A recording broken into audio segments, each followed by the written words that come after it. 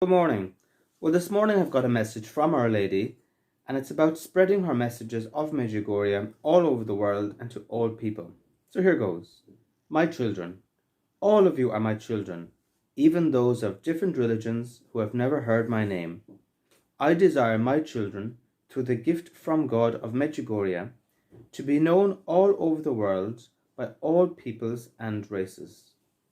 This is one of the reasons why God has allowed me to appear in Medjugorje for so many years now, unlike other well-known places such as Fatima and Lourdes. Modern technology allows you to communicate and to spread my messages of love all over the world like never before, and this pleases me greatly. It especially pleases me when my messages of love reach hearts and minds that have not yet previously heard them, and this is certainly the case with communities of people such as LGBT, who so very often keep away from the Catholic Church and hold much pain and hurt. My children, Medjugorje is for all. Prayer and conversion of heart is for all. Do all you can to spread my messages of love and hope to the ends of the earth, and especially to those in most need of my motherly touch. Well, I don't know about you, but I find Our Lady's messages so loving and yet so sweet, so maternal, so caring, and yet at the same time, being honest, also quite hard work. It's quite challenging. Now, going through it, I suppose, the first thing that touches us, or touches me at least, is when Our Lady says that we are all her children, even people that haven't got a clue who she is, of different religions, different whatever. And that's quite a mesmerizing statement, really, that Our Lady can be looking down on, say, Hindus or people that maybe never heard of her in religions that we don't even know of. And yet she's smiling on them, she knows them, they're her children. And yet also how sad it is in a way that they haven't got a clue who she is, not a clue who Jesus is. I could feel Our Lady wanting them to know her, wanting to be known. And so she says she desires all her children, through the gift of Medjugorje, to be known. So in other words, that Medjugorje is a gift that God has given Our Lady permission to come to Medjugorje, to appear in Medjugorje, not only to appear once or twice, like in our several times, but like at Fatima or Lourdes, but to appear for years and years and years. Now it's going on for over 40 years. And what she's saying is that this is a special gift from God to her, and through this gift of Medjugorje, and because it's going on for so long, and because of technology, because of television, because of phones and Facebooks and all sorts of stuff, it's basically a gift and a way of getting the messages and getting Our Lady known, and especially getting Our Lady of Medjugorje known. And some people, of course, criticize Medjugorje or don't believe in Medjugorje for that very reason. They say, well, usually Our Lady, when she appears, such as in Fatima or Lourdes, she appears for a week or 2 or 6 months or something, then it ends, and it doesn't go on for 40 years. And so here Our Lady is actually giving us an explanation of saying, well, one of the reasons it's going on for so long is because she wants her message to be spread like never before all over the world, and God is giving her and has given her that grace. So she also then goes on to say how much it pleases her when her messages reach communities of people that have never heard about her before. And she mentions LGBT, and I'm sure that is just because I'm involved in that ministry and she's giving these messages to me. But it's not just LGBT, there are many other marginalized communities as well that would have never heard of Our Lady of Medjugorje's message.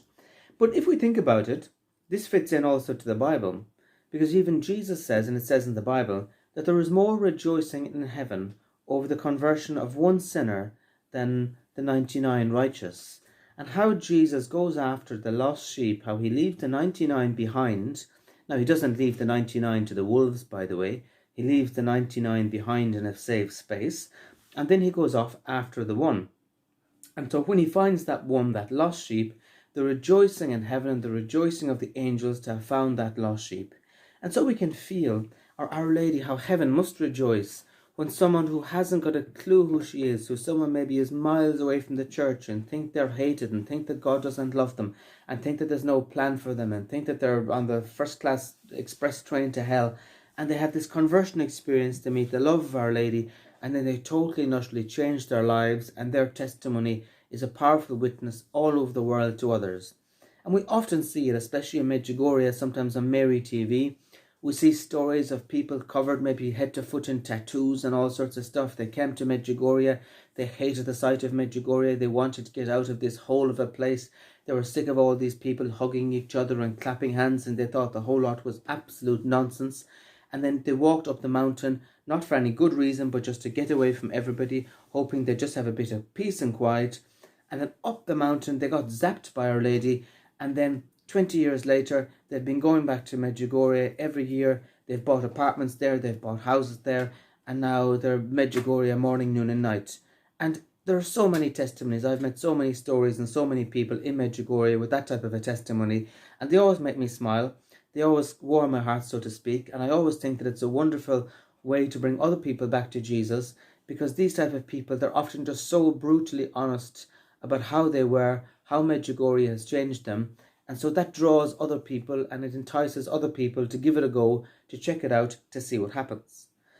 So finally, she says, do all you can to love and to spread my messages of love and hope to the ends of the earth, and especially those in most need of my motherly touch. So in other words, let's do all we can through media, through Facebooks, through TikToks, through Instagram, through our meetings, our dealings, through our lives, the way we live our lives obviously as well. Let's do all we can to spread basically Our Lady of Medjugorje's messages to the ends of the earth, and also especially to those in most need of my motherly touch. That's such a gentle way of saying especially those people that are basically in desperate need of help. So what can we do? Well, we can pray for them, we can love them, and we can do our best to pray and to come up with new ways of reaching out in love to different communities. And that's what we're doing in our little ministry, even though at times we get into trouble because it's tricky.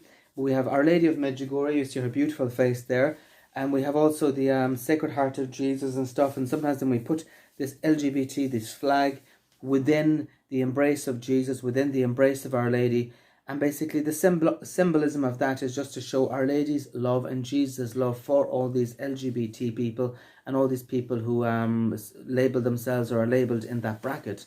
So it's by no means to spread, how do you say, an LGBT lifestyle or anything like that. It's actually the total opposite, is to reach out in love, to reach out under the influence of Our Lady's, her inspirations in love, to basically spread the word of love to these people. So let's be open to new methods of evangelization, new methods of loving, new methods of spreading these messages.